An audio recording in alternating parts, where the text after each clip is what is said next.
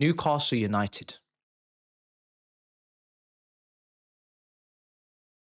Newcastle United. Newcastle United. Newcastle United. Newcastle United. Newcastle United. Newcastle United. Newcastle United. You have blood on your hands on this day and on the previous day. This is the second time you have allowed an op to dunk on your head top in the last minute at St. James's Park this season.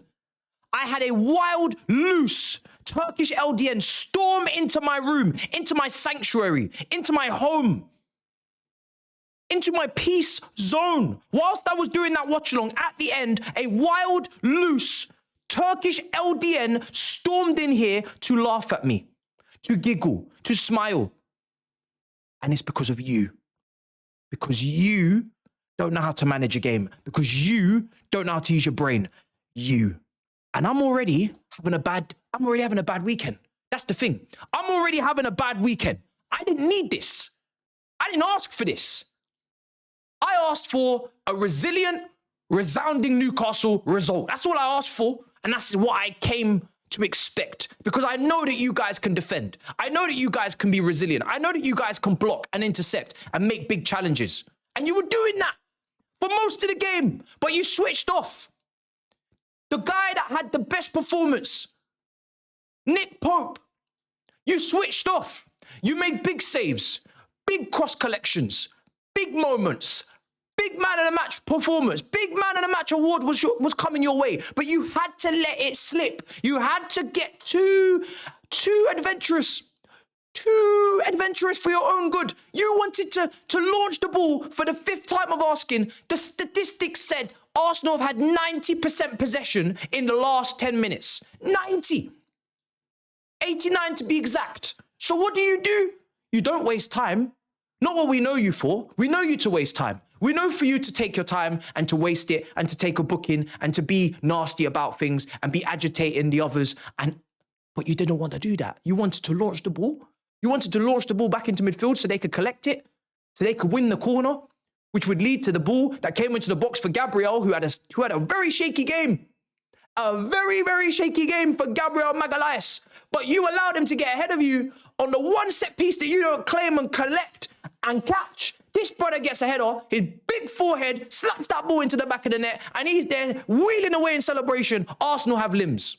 On a weekend where I'm already at my wit's end. I'm already at my last tether after the performance yesterday in the Chelsea game. I didn't even get time to even laugh. I love the performances from Liverpool, Manchester United, Real Madrid, Tottenham, because I was still mourning the loss of the war. And today, just when I think things were going my way, Arsenal, that second half, wasn't easy. Let me get into this.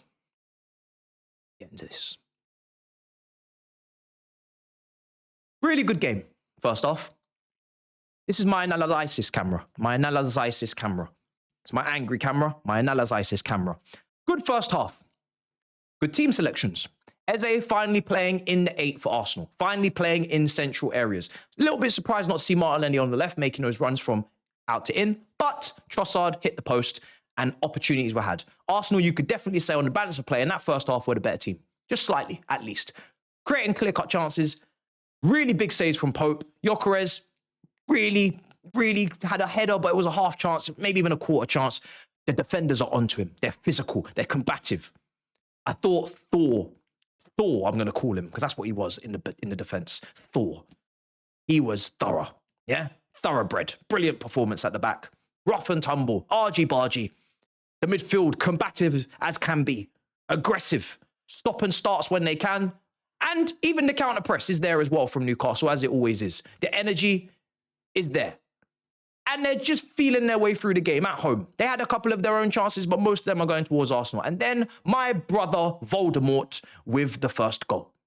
A great header. Gabriel, weak if I was a gooner, which thankfully, goodness gracious me, I'm not. But if I was, I'd be very angry with Gabriel Magalhaes because he dropped. He dropped when he should have stood up, stood tall, and dealt with it. And at very least, if you're going to lose the header, you make sure that your man that you're marking knows you're there. You put him off, and then he maybe misses the chance. And it makes life easier for your goalkeeper. He dropped. He asked for the free kick. He didn't get it. 1-0 to Newcastle. Probably against the run of play, but we take it anyway because we are not greedy. How greedy? Not me. Not me. And I still maintained not to be too greedy because I said to myself, do you know what? I've got a score prediction on the Big Six. 1-1. And as much as I would like Newcastle to win this game, I don't need them to. It's just an ask. Liverpool lost yesterday. They gained 1 point, so be it. Because we knew that Arsenal were going to come with some sort of smoke in that second half. And to be fair to Newcastle, they did actually take the sting out of the game in the second half. It was nowhere near as interesting and adventurous as the first half. The first half was back and forth. There was chances both ends. There was the penalty that Arsenal fans maybe feel like they should have been given. I actually, because I'm legally blind. I'm legally blind. Let me make that clear before you start cussing me for making this opinion and decision. I wasn't the referee. I'm legally blind. I can't see. So when the replay is showing that Pope got a touch on the ball, the chat's telling me Pope got a touch on the ball, I don't know. Personally, when I initially saw that challenge on Gyökeres, I thought it was a penalty for Arsenal. I thought early doors, early days, 1-0 to Arsenal, penalty, right? But the chat were telling me there's a touch. Let me know in the comments because I'm very interested to know. I need to know.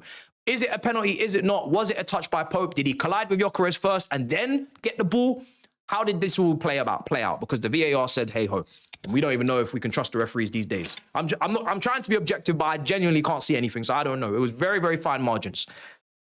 And I don't know if that played a part in Gabriel then not giving away a penalty in the second half when, you know, Newcastle were going for that second because it was the 2-1 because, of course, Gabriel's sliding on the ground, his arms out. Is it a natural body position? Is it not? Penalty not given. 1-1, fair play. 1-for-1. I don't know. Eye for an eye. Legally blind. Let me know in the comments. Penalty decisions. Talk to me. Was it a penalty? Was it not? So Arsenal are Arsenal. And like I said, in the first half, they were having their chances. They were having their chances. My head is so hot, I can't even remember who scored the equaliser. Let me just check real quick. Because Turkish has rattled me. Coming into this room and smiling at my face. Mikel Merino. There it is. Mikel Merino. You are not Spanish. You are not a midfielder. We need your documents checked, your paperwork realigned and reassigned to someone who knows what they're doing. I don't know what lies they're telling in the Basque region, but it's time to tell the truth. We had the same problem with Marcos Alonso, another Spanish brother. He was never a fullback. He was a striker. I don't know if you guys in your coaching methods, you don't know what you're looking at. This guy is not a midfielder. He is a striker masquerading as a midfielder. The header is exceptional. It is understandable that Newcastle could concede a goal like this because they're deep. They're defending. They're in their own box. Arsenal are dominating possession. They're pretty much hounding them, honing them into the box, honing them into their half. So I understand that goal can be conceded. It's an excellent header. Take nothing away from the header. I was just saying previously on stream, that the art of heading the ball in an attacking sense, in open play from strikers, from forwards, is kind of lost. Maybe we're starting to get a bit of that back now in the recent signings in this Premier League, the recent strikers that have, you know, kind of decided to align and come to us once again. But make no mistake, that's an incredible header. Off the post and in, there's nothing Pope can do. It's right in the corner. It's really, really, it's inch perfect. So I have obviously we hate to see it, but credit to the substitution Mikel Arteta makes. He brings him on. He goes to that back three. He responds to Newcastle. Some people may say, did Newcastle go into that back five too early? Could Eddie Howe have just waited a bit longer? Personally, for me, I understand why he went into that back five. He brings on Trippier. He takes off Gordon.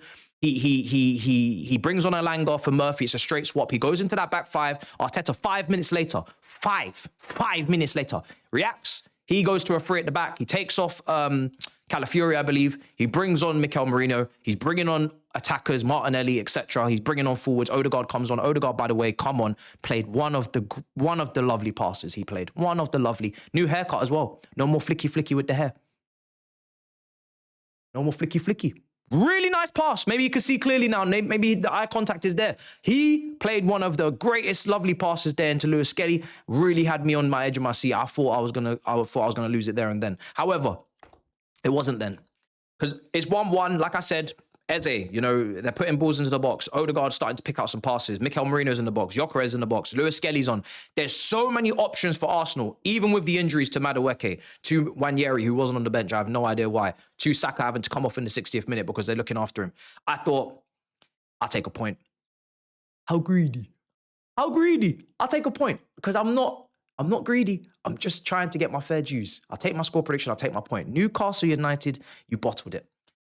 Because the goal that Arsenal get, the winner that I've described, Gabriel from the corner, that came from you. That came from you. You had the opportunity to take the ball and hold it and time waste and understand the situation and read the game. This is where players need to read the game. You guys are still trying to get a winner, even though you haven't been able to mount a successful attack.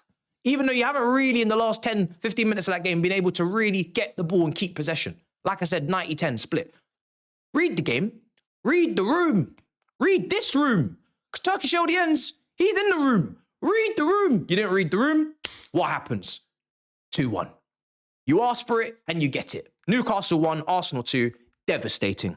Limbs for Arsenal in the gods in St. James's Park. And it's a massive win. The repercussions for that are massive. It's Liverpool, 3 points gained on them. It's a title race back on for them in terms of, it was always on anyway, but a loss today. They're not capitalizing. There's a lot of question marks. Where's the mentality? Where's the ability?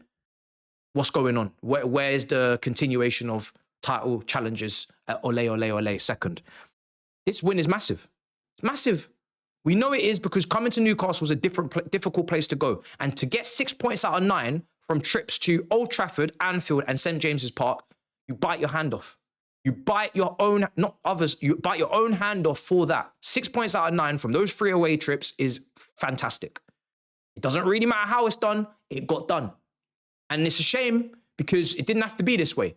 Newcastle United, it didn't have to be this way, but you bottled it in the end. And now my weekend is fully ruined. It was already bad, now it's fully over the line. Now we're fully there. We are there, we will be there. So it's terrible. No one likes to see it.